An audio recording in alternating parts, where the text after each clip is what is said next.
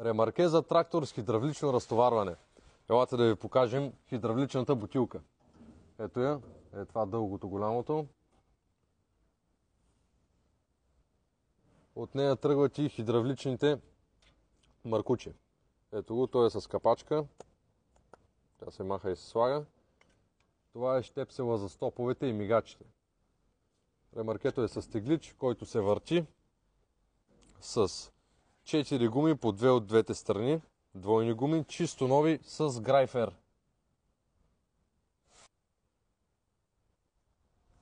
Канатите са поцинковани, здрави, не разжасват. Ето как се отваря.